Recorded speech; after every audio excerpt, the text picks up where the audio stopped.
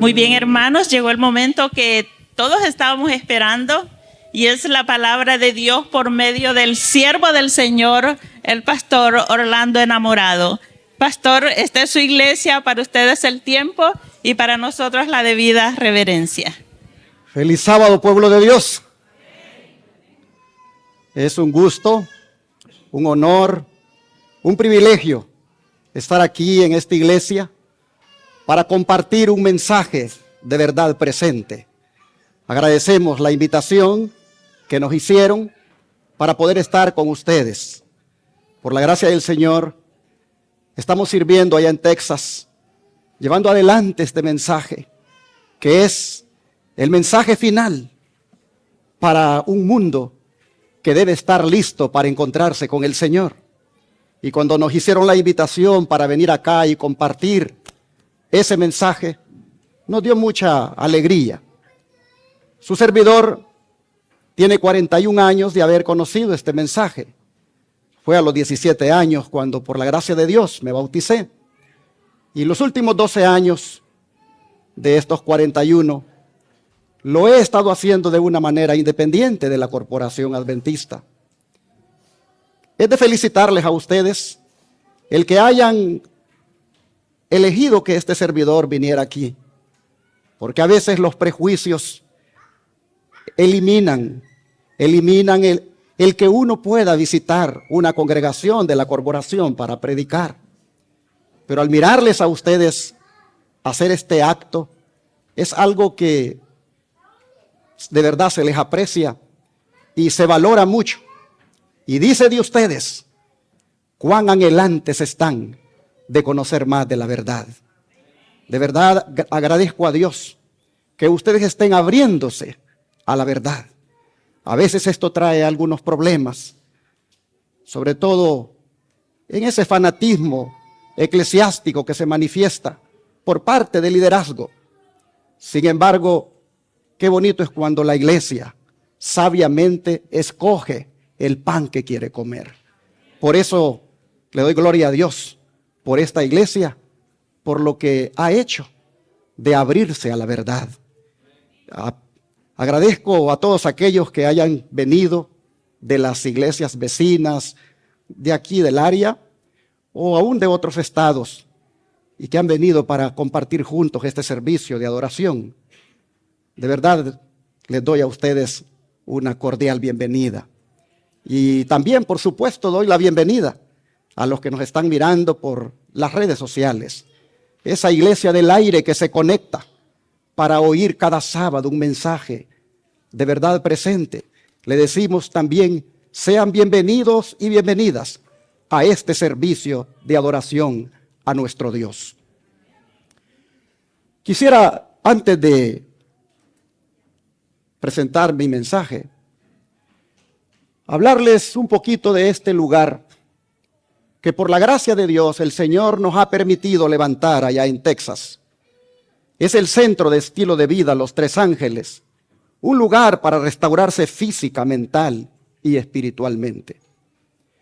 En este lugar, cientos de personas han llegado ya desde el día en que se abrió, hace 2 años y medio, para ser tratados con los remedios naturales de Dios, los cuales son la práctica de las 8 leyes de la salud. Un siervo de Dios, que es el doctor Miguel Meléndez, no sé si está por aquí, pues alcancé a ver uno parecido, allá está. Mucho gusto, doctor. Ese siervo sembró la semilla de la reforma pro salud en mi esposa y en este servidor cuando estábamos muy jóvenes.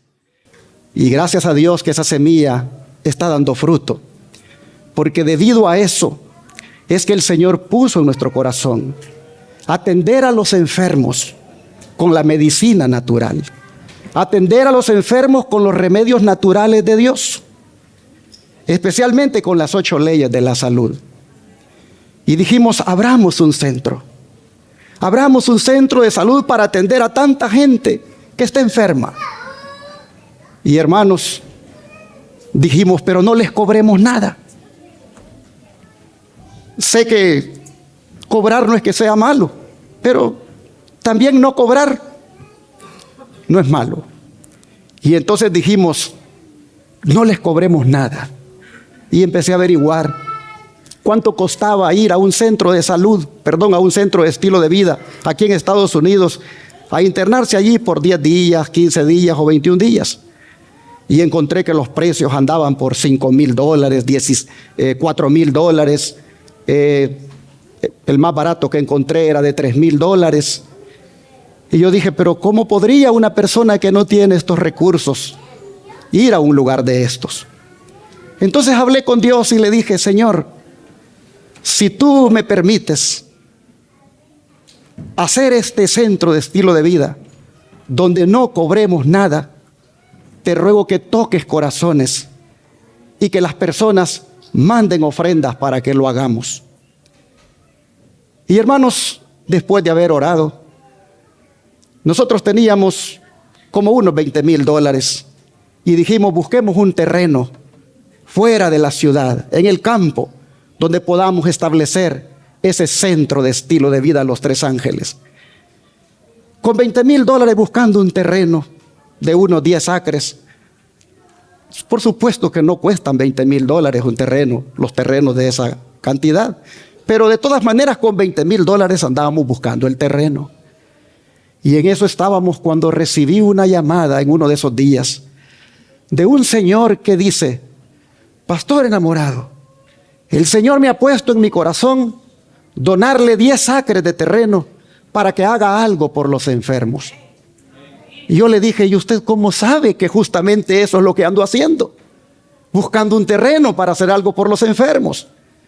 Bueno, yo no sé, me dice, yo a usted nunca lo he escuchado, pero el Señor me dijo, llámale y ofrécele eso. Vaya a ver el terreno, me dice, está a 1 hora al norte de Houston. Yo vivía en Dallas. Y si le gusta, se lo regalo. Y entonces, hermanos, viajé hasta allá, a un pueblito que se llama Shepherd, Texas, a 1 hora al norte de Houston. Y encontré esos 10 acres llenos de pinos por todas partes. Una casita toda viejita, como es aquella que está allá en la esquina superior derecha para ustedes. Casi toda destruida. Y ahí está el terreno. Y el Señor me hace sentir, este es el lugar.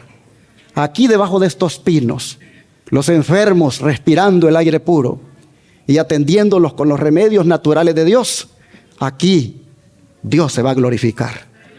Y hermanos, le hablé al Señor y le dije, acepto el regalo. Aquí está el nombre de nuestro ministerio. Haga una donación a través de un documento legalmente a nuestro ministerio y así entonces será de la obra. Hermanos, efectivamente, así sucedió. El Señor era un realtor que vende propiedades por esos lados y él fue impresionado por el Espíritu Santo para donar esa propiedad. Y desde entonces, hermanos, empezamos a preparar ese lugar. Y así fue como hicimos el otro edificio que está allí, donde está ese busito. Colocamos esta otra mobile home. Y así, hermanos, hemos empezado a hacer la obra. Y desde el año 2021, hace 2 años y medio, han empezado a llegar cientos de personas para ser atendidos con los remedios naturales de Dios. Y hemos visto maravillas. Yo lo pongo a la disposición de ustedes, por si en algún momento llegaran ustedes a querer desintoxicarse, a querer restaurarse física, mental y espiritualmente. Ahí tienen un lugar. No les cuesta nada, pero no porque no les cueste nada es que es barato o resulte fácil hacer esa obra, sino porque Dios provee para ustedes. Y Dios provee tocando corazones de personas para hacer donaciones y que este ministerio se haga. Así que el ministerio de la obra médica misionera, completamente gratis, se hace en el Centro de Estilo de Vida Los Tres Ángeles y lo ponemos a la orden de ustedes para que en algún momento puedan visitarnos. Ya han llegado hermanos del área por acá de Virginia a ser atendidos allá y han visto los resultados, las maravillas que Dios hace con los remedios naturales. Así que, doctor Meléndez, agradecemos todo lo que usted hizo un día, de poner esa semilla en nosotros. Y por la gracia de Dios, ahora el fruto se está mirando. Hermanos y hermanas, quisiera este día invitarles a que me acompañen para orar, porque yo quiero ponerme en las manos de Dios antes de predicar. ¿Qué les parece si se arrodillan conmigo para orar?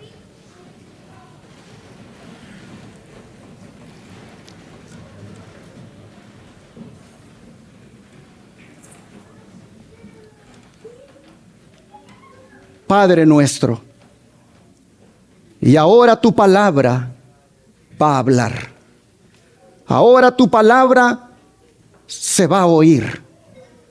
Y te ruego que este pueblo, tú lo tengas preparado para recibir tu palabra. Te ruego por los niños, por los jóvenes y por los grandes, para que todos tengamos reverencia ante tu palabra. Te ruego, Señor, que esta palabra no vuelva a ti vacía, que haga la obra que tú quieres en nuestros corazones. Y te ruego, Padre, que al final de oír tu voz podamos hacer una decisión de consagrar más nuestra vida a ti. Bendícenos, Señor. Te lo pedimos en el nombre de Jesús. Amén. Anoche dije que traigo un mensaje para despertar a la iglesia. Empezando con el que les compartí, como es el de despertarnos a la responsabilidad que como centinela de Dios tenemos ante el mundo. Pues somos guardas puestos sobre los muros para ver lo que viene y dar la alerta. Eso significa que no debemos dormirnos, porque vivimos en tiempos de peligro.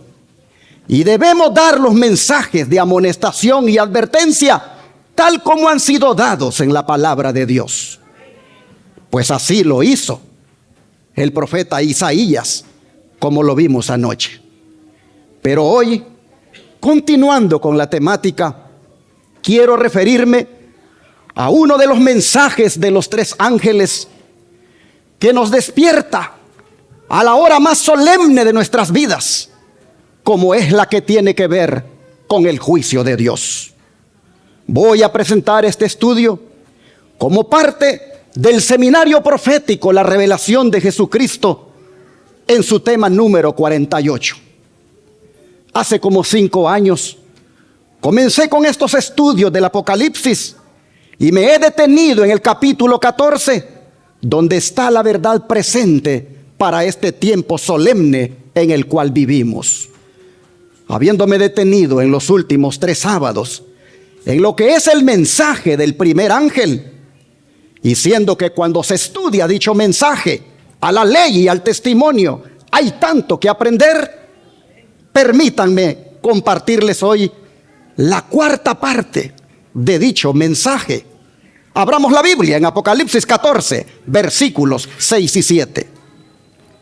Apocalipsis 14, versículos 6 y 7.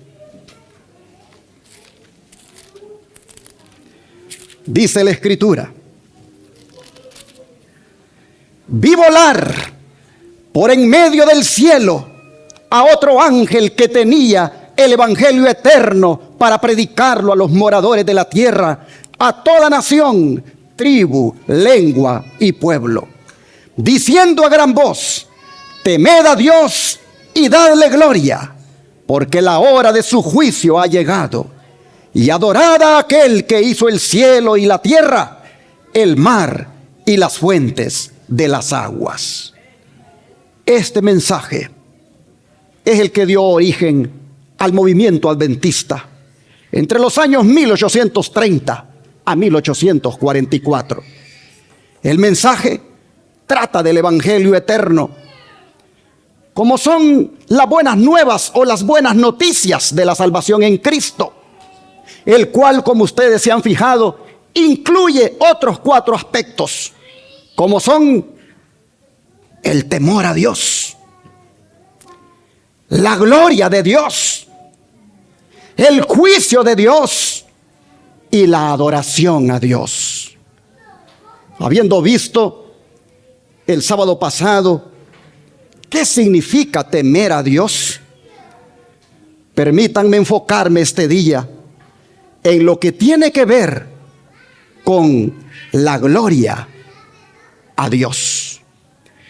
El ángel ordena a la raza humana que le dé gloria a Dios, porque la hora de su juicio ha llegado. Es decir, en algún momento usted y yo tendremos que vernosla ante el gran juez de toda la tierra. Hace 180 años que este juicio dio inicio. Y no se sabe en qué momento usted y yo hemos de comparecer ante el juez de toda la tierra. Pero el ángel nos dice que debemos darle gloria a Dios antes de que el juicio tome lugar de una manera individual. Pero ¿qué cosa es darle gloria a Dios en el contexto del juicio? Es verdad que la palabra doxa, esa palabra griega que es de donde se tradujo la palabra gloria, es verdad que esa palabra en el griego tiene que ver con el honor, la alabanza y el homenaje que se le debe dar a Dios, y que a veces se circunscribe a los servicios de adoración. Pero cuando se trata del juicio que usted y yo vamos a enfrentar, la Biblia va más allá de un culto religioso. La Biblia va más allá de cantarle. La Biblia va más allá de adorarle en un servicio de sábado. Veamos, por ejemplo, lo que el libro de Josué dice al respecto. Josué capítulo 7, versículo 19. Libro de Josué, capítulo 7, versículo 19. La escritura dice: entonces Josué dijo a Acán: hijo mío, da gloria a Jehová, el Dios de Israel, y dale alabanza, y declárame ahora lo que has hecho. No me lo encubras. Aquí nosotros vemos a Josué haciéndola de juez y urgiendo a Acán que confiese su pecado. Con qué ternura se dirige a él. Podía justamente haberle llamado ladrón, rebelde, insensato, etcétera, pero le llama hijo mío. En esto se pareció mucho a Jesús cuando le dijo al paralítico: ten ánimo, hijo, tus pecados te son perdonados. O como cuando le dijo a la mujer que por 12 años le habían llamado inmunda debido a su flujo de sangre: hija, tu fe te ha hecho salva, ve en paz y queda sana de tu azote. Pero, ¿por qué en el caso de Acán, aunque es tratado con cariño, no fue perdonado ni se salvó? Lo veremos en un momento.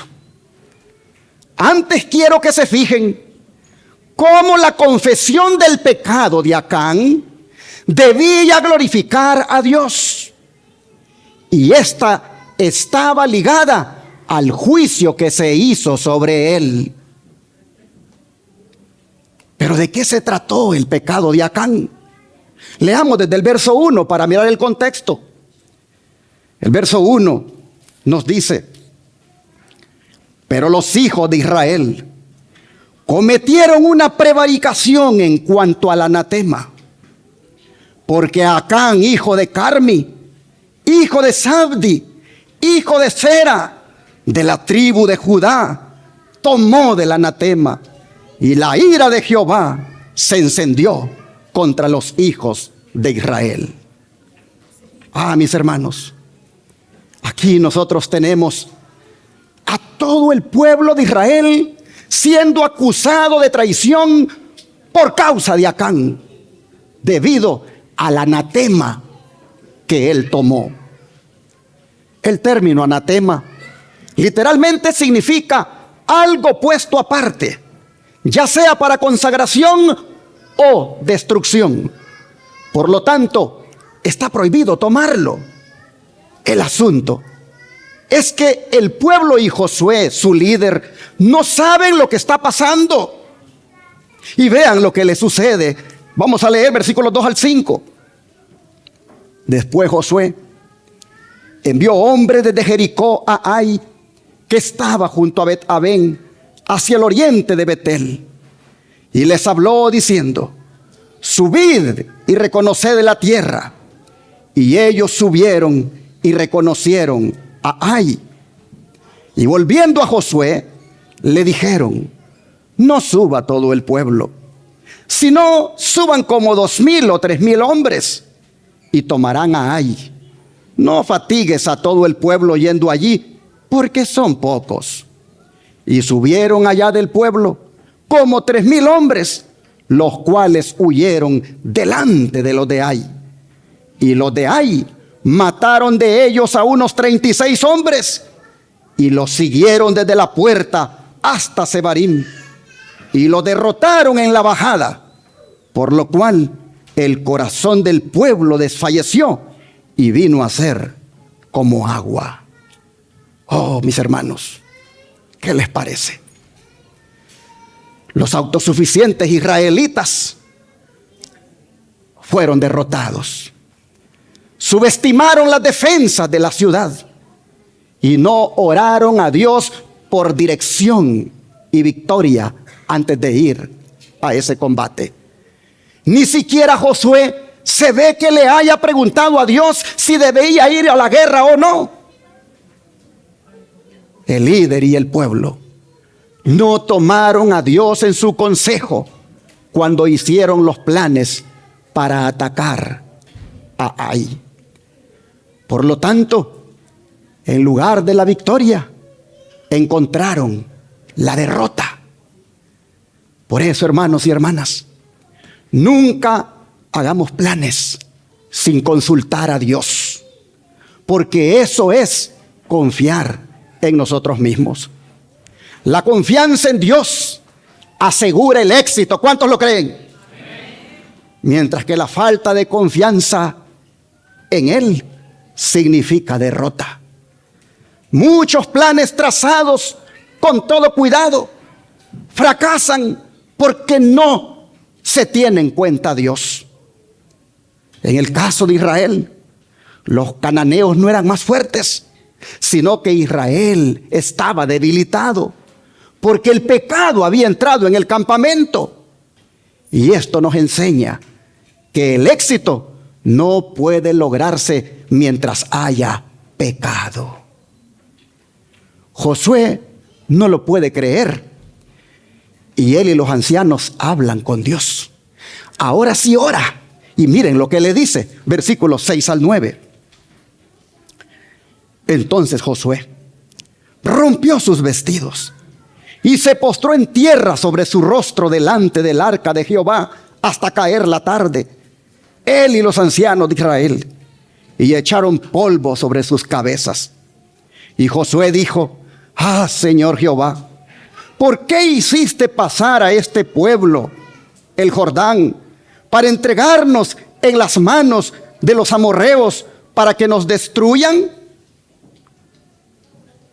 Ojalá nos hubiéramos quedado al otro lado del Jordán. Ay, Señor, ¿qué diré? Ya que Israel ha vuelto la espalda delante de sus enemigos. Porque los cananeos y todos los moradores de la tierra oirán y nos rodearán y borrarán nuestro nombre de sobre la tierra. Y entonces, ¿qué harás tú a tu grande nombre? Ah, mis hermanos, ¿qué les parece a ustedes esta oración? Josué y los ancianos ¿se están humillando realmente delante del Señor? ¿Es la suya una oración de aflicción y de depresión más que de humillación y confesión? ¿Revela la oración de Josué y los ancianos un espíritu de desagrado? Sin duda que sí. Y también mucha duda e incredulidad. Pues dice, mejor nos hubiéramos quedado al otro lado del Jordán. Los cananeos nos van a rodear ahora y nos van a borrar de sobre la faz de la tierra. Menospreciando con esas palabras, mis hermanos, las maravillas que Dios ya había hecho con ellos. El don de profecía, comentando esta oración de Josué, vean lo que dice.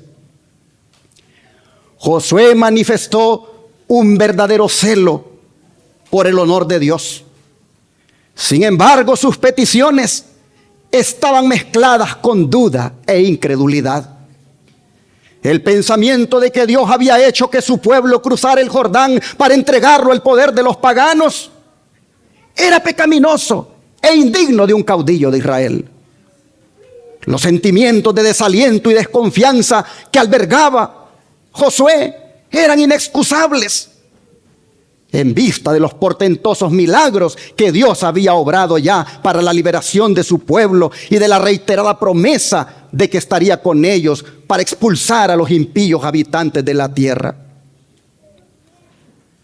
Pero nuestro misericordioso Dios no castigó a su siervo debido a este error. Bondadosamente aceptó la humillación y las oraciones de Josué y al mismo tiempo suavemente reprochó su incredulidad y luego le reveló la causa de la derrota de ellos. Así está escrito en Signs of the Times 21:4, 1881. Pero hermanos, ¿cuántas veces nosotros hemos orado como Josué, responsabilizando a Dios de nuestros fracasos? Le decimos que nos ha abandonado cuando somos nosotros los que lo hemos abandonado a Él. Pero ahora Jehová le va a decir a Josué que no es tiempo de orar, sino de actuar. Pues vean lo que le dice en el versículo 10 al 15.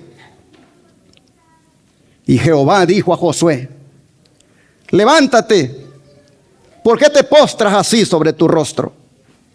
Israel ha pecado y aún han quebrantado mi pacto que yo les mandé. Y también han tomado del anatema y hasta han hurtado, han mentido y aún lo han guardado entre sus enseres. Por esto los hijos de Israel no podrán hacer frente a sus enemigos, sino que delante de sus enemigos volverán la espalda, por cuanto han venido a hacer anatema. Ni estaré más con vosotros si no destruyereis el anatema de en medio de vosotros. Levántate, santifica al pueblo y di: santificaos para mañana, porque Jehová, el Dios de Israel, dice así: anatema hay en medio de ti, Israel. No podrás hacer frente a tus enemigos hasta que hayáis quitado el anatema de en medio de vosotros. Os acercaréis pues mañana por vuestras tribus, y la tribu que Jehová tomare se acercará por sus familias, y la familia que Jehová tomare se acercará por sus casas, y la casa que Jehová tomare se acercará por los varones. Y el que fuere sorprendido en el anatema será quemado él y todo lo que tiene, por cuanto ha quebrantado el pacto de Jehová y ha cometido maldad en Israel. Hermanos y hermanas, Josué descubrió que Dios no había abandonado a Israel, que era Israel quien lo había abandonado a él. Israel ha pecado, le dice Dios. Ha roto el pacto, ha desobedecido, ha robado, ha malversado y ocultado aquello que no le pertenecía. Y la gente que hacía tales cosas no podría hacerle frente a sus enemigos. Aquellos que persistían en tales prácticas nunca podrían tener a Dios con ellos. De manera que Josué debía reconocer que no tenía razones para dudar de la fidelidad de Dios, sino que debía ser sabio y buscar la causa de la calamidad en su propio pueblo.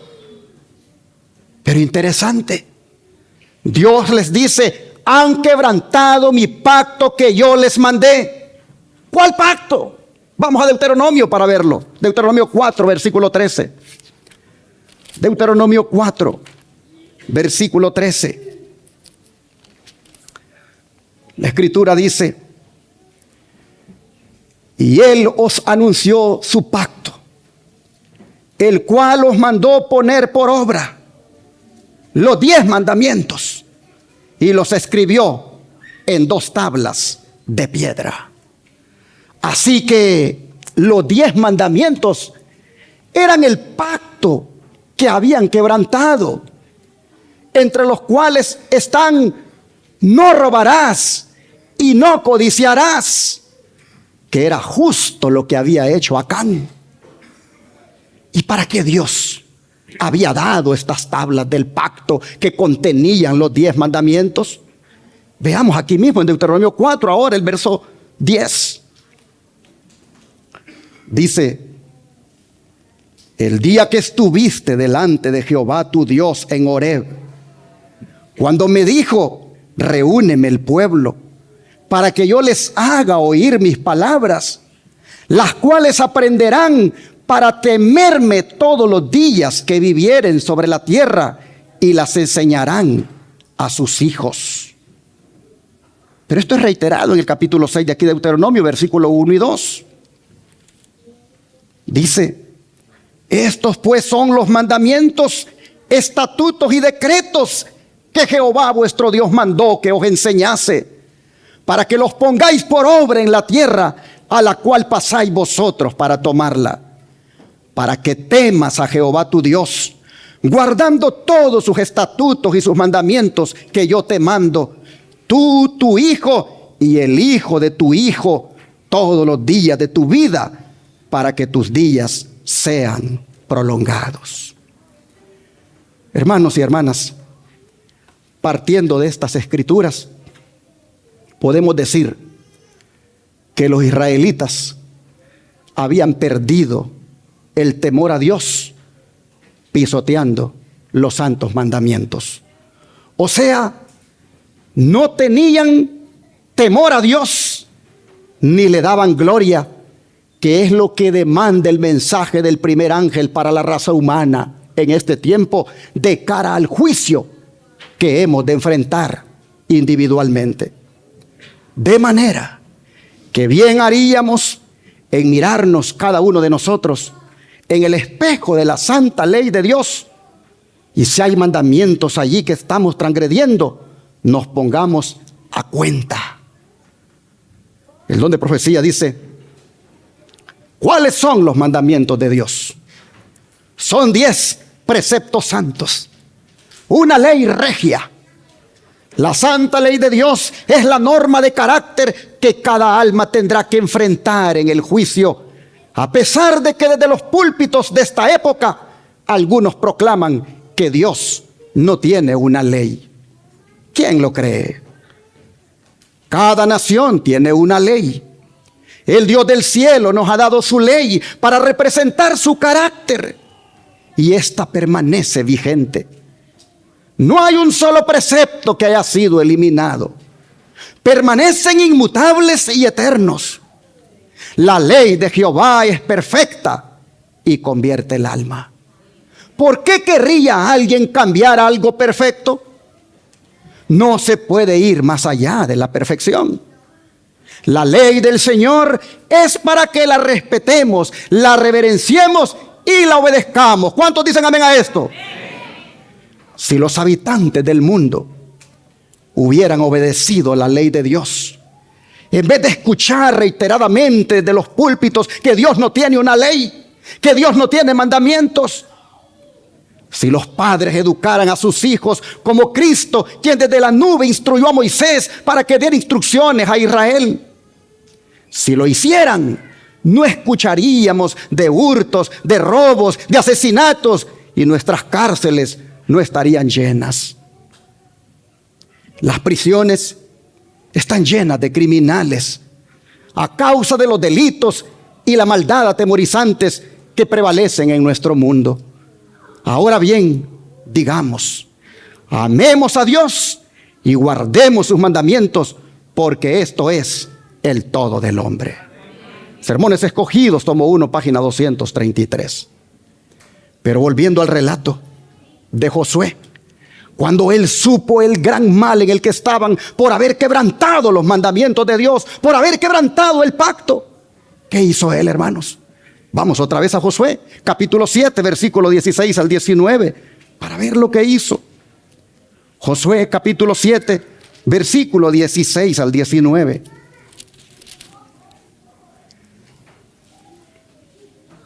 Josué, pues, levantándose de mañana, hizo acercar a Israel por sus tribus, y fue tomada la tribu de Judá.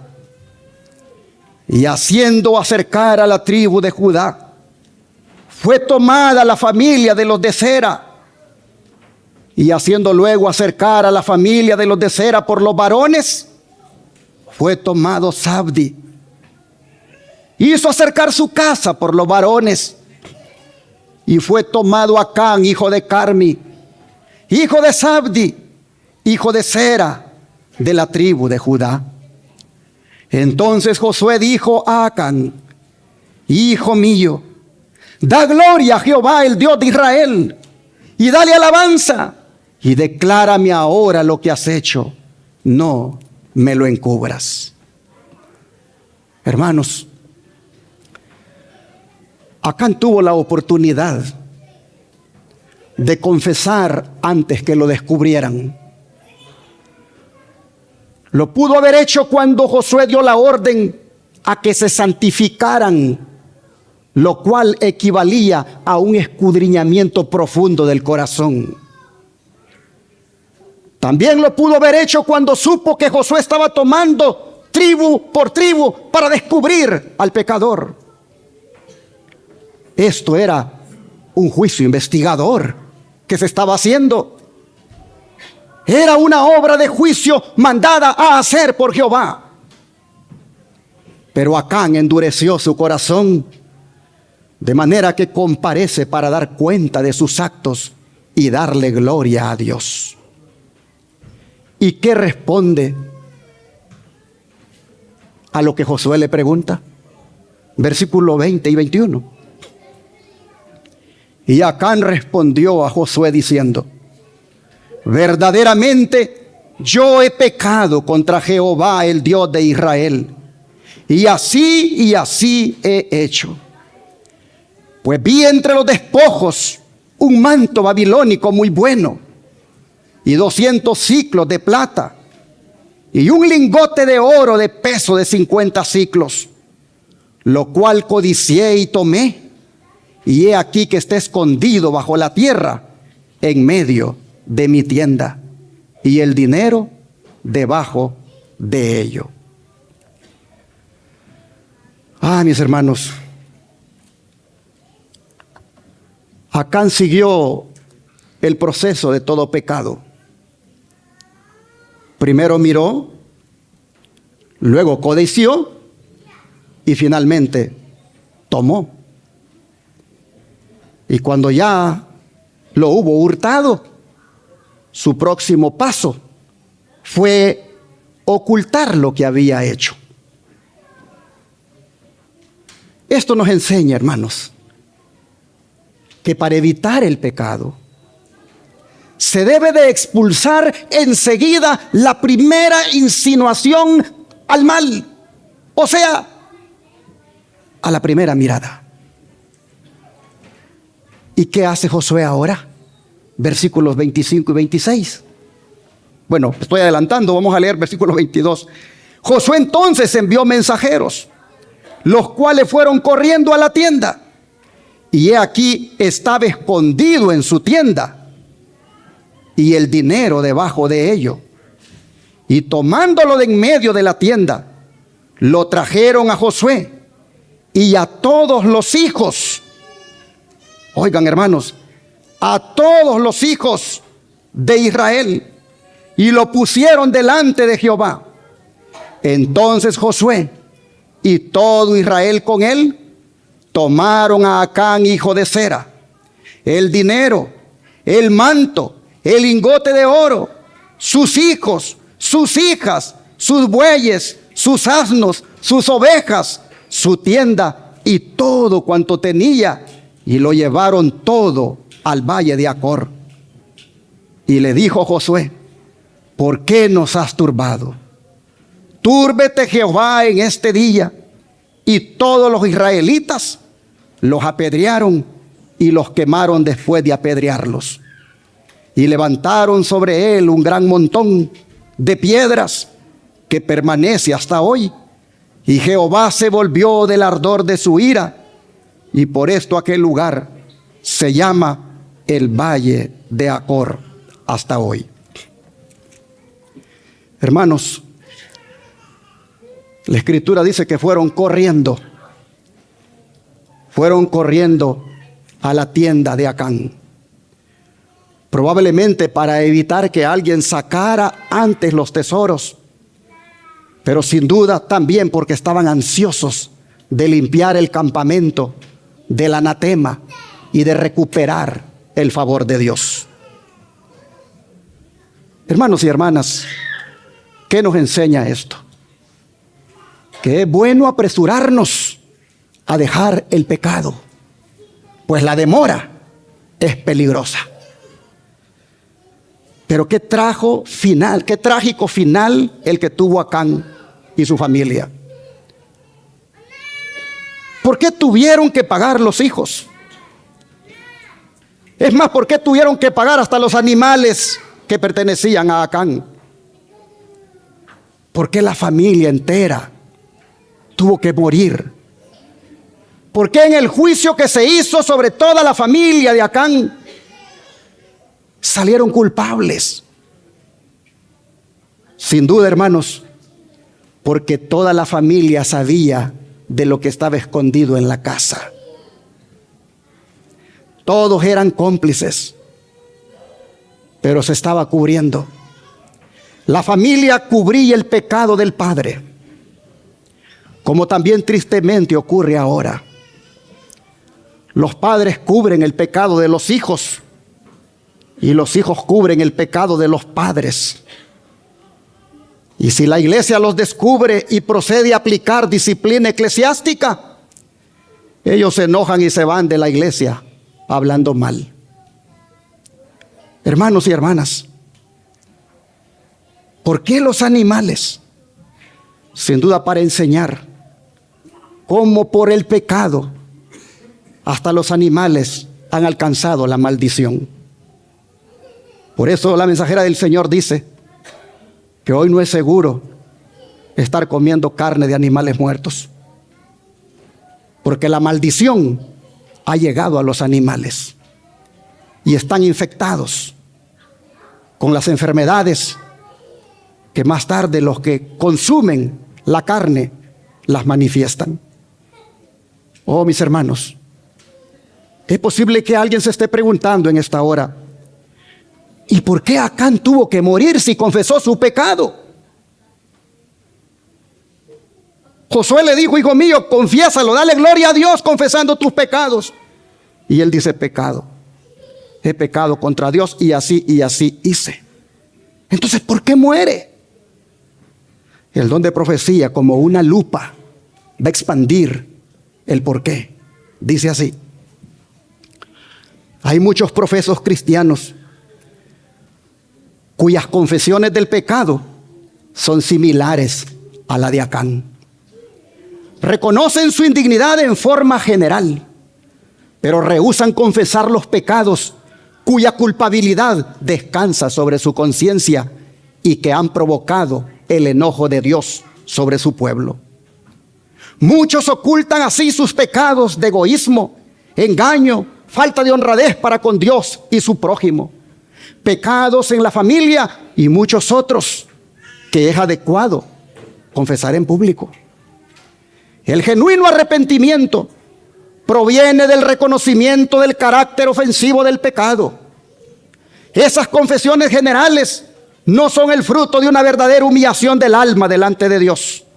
Es decir, Señor, perdona mis pecados. Señor, te pido que perdones mis pecados. Pero no los enumero, no se los cuento.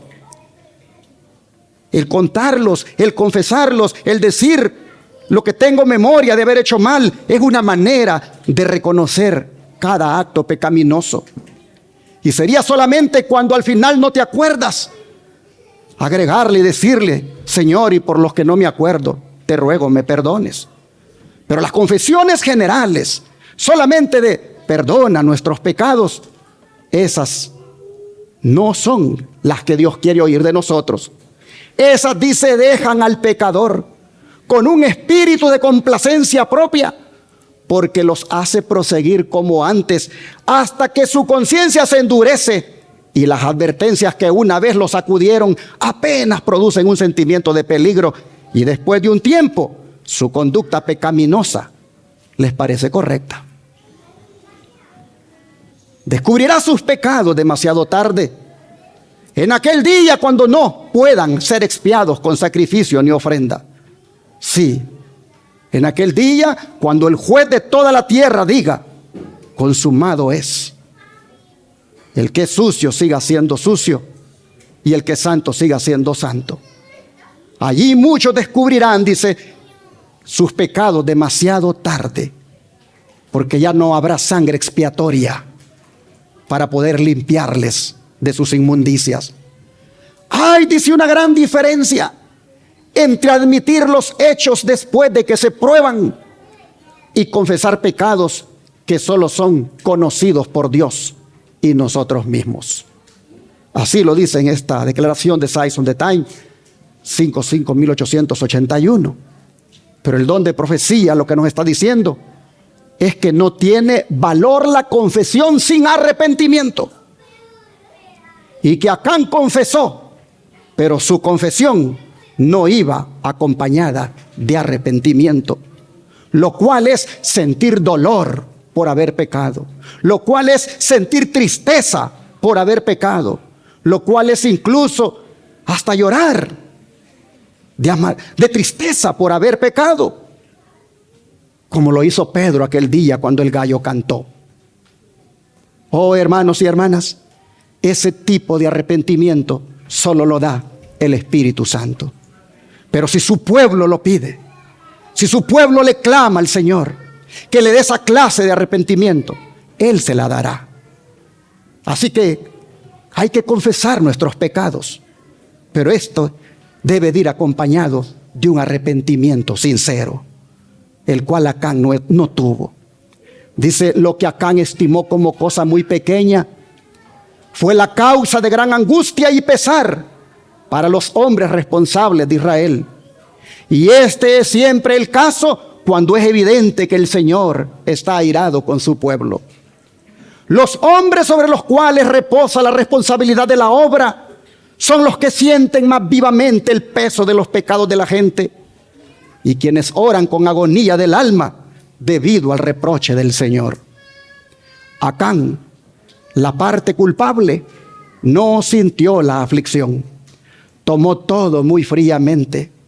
No encontramos nada en el relato que indique que se sintió perturbado. No hay evidencia de que sintiera remordimiento o razonara de causa a efecto, diciendo, es mi pecado lo que ha traído el disgusto del Señor sobre el pueblo. No preguntó, ¿será por mi robo de ese lingote de oro y del manto babilónico que hemos sido derrotados en la batalla? No preguntó, porque no pensaba reparar su falta mediante la confesión del pecado y la humillación del alma. Así lo dice el don profético en la carta 13 del año 1893. Pobre Acán, hermanos, por un manto babilónico y un vil tesoro de oro y plata, encontró su destrucción. Acán consintió en venderse al mal y en traer a su alma la maldición de Dios. Hermanos y hermanas, pagó un precio terrible por esa ganancia mala vida, apropiándose del oro y la plata que estaban reservados para la tesorería del Señor.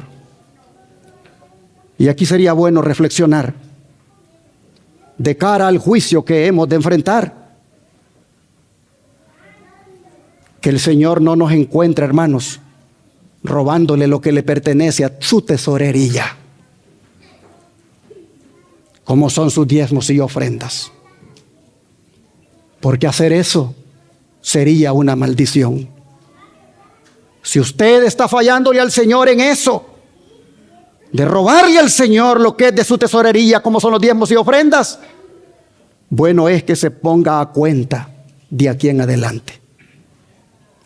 Hermanos y hermanas, darle gloria a Dios es una expresión del arrepentimiento y abandono del pecado que debe tomar lugar en nuestras vidas ahora, de cara al juicio investigador que se está llevando a cabo en el cielo. No se puede ocultar ningún pecado de la vista de Dios. Por eso dice Eclesiastés en el capítulo 12, verso 14, lo siguiente. Eclesiastés 12, verso 14.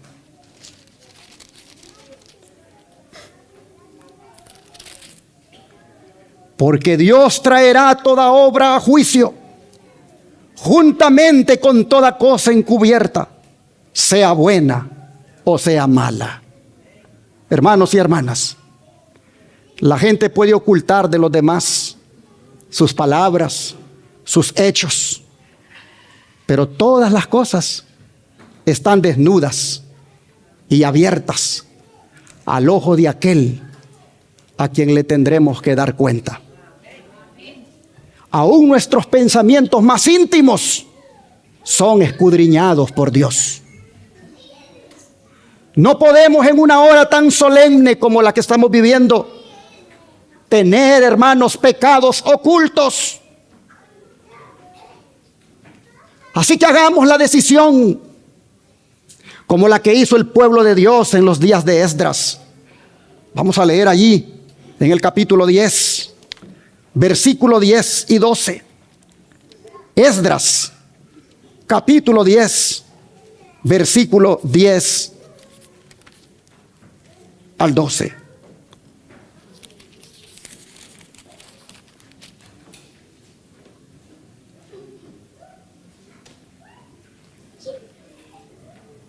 Y se levantó el sacerdote Esdras y les dijo: vosotros habéis pecado, por cuanto tomasteis mujeres extranjeras, añadiendo así sobre el pecado de Israel.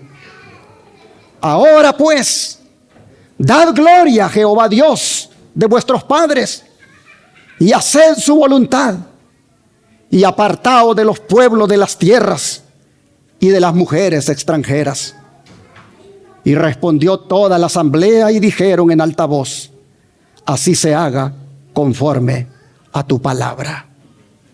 Hermanos, este es un verdadero avivamiento. Los verdaderos avivamientos son aquellos que producen una decisión de abandonar el pecado. El pueblo de Israel, cuando salió de Babilonia, se trajo mujeres, algunos hombres con ellos. Y eso era corromper el linaje. Recuerden, hermanos, que de ese pueblo iba a venir el Mesías. Y tener mujeres extranjeras como esposas, lo que iba a acarrear era idolatría en el pueblo. De manera que Esdras ha orado y le ha preguntado a Dios sobre lo que debe hacer, porque hay pecado en el pueblo. El relato dice que el pueblo miró cuando Esdras cayó de rodillas y hasta llorando hablaba con Dios sobre ese pecado que había en el pueblo, donde las mujeres extranjeras corromperían el linaje y arrastrarían al pueblo a la idolatría. De manera que uno de los sacerdotes, uno de los oficiales, le da ánimo y le dice: hay que hacer aquí una investigación. Y hay que encontrar a los hombres que tienen esas mujeres. Y a esos hombres hay que decirles lo que tienen que hacer. Hermanos, miren ustedes, Esdras ha convocado a la asamblea. Les dice: denle gloria a Dios y apártense del pecado.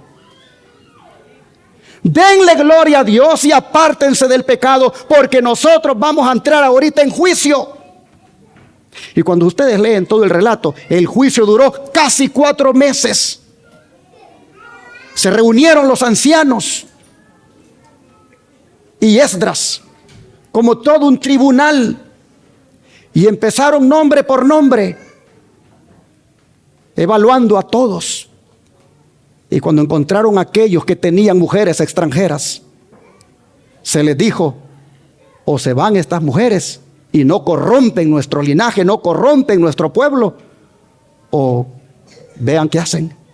Pero hermanos, llama la atención la reacción del pueblo. Les dice: vamos a entrar en juicio, así que denle gloria a Dios y apártense del pecado.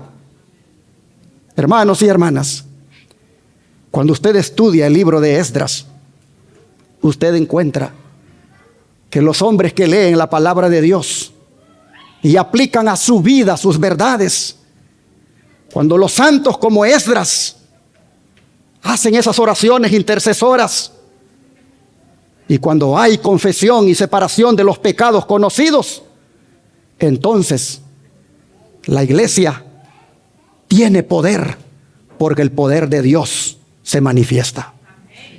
Hermanos y hermanas, usted no sabe cuándo va a comparecer ante el juez de toda la tierra, pero el primer ángel le dice: dale gloria a Dios. Dale gloria a Dios confesando tus pecados, porque por la ley que has transgredido serás juzgado. Dale gloria a Dios confesando tus pecados. Tú no sabes en qué momento tu nombre va a ser tomado en ese tribunal celestial para ser evaluado y dar un veredicto. Tú no sabes. Es más, tú no sabes si mañana puede haber un accidente y mueres y sin haberte arreglado con Dios. Así que dale gloria a Dios confesando tu pecado ahora. No acaricies tu pecado, no lo complazcas, no tengas placer en él. Recházalo por el poder de Dios. Que no puedo, no digas eso, porque todo lo puedo en Cristo que me fortalece. No hay debilidad que no se pueda vencer con la ayuda de Jesús. El juicio ha llegado. Denle gloria a Dios. Arréglense con Dios. Pónganse a cuentas con Dios. Caigan humillados ante el Señor, ante los pies de Cristo. Caigan humillados y confiesen su pecado, para que así cuando sean juzgados puedan salir absueltos. Que Dios bendiga su palabra y que la aplique cada uno en sus corazones, y que todos de ahora en adelante le demos gloria a Dios en nuestras vidas. Caigamos de rodillas ante la presencia del Señor.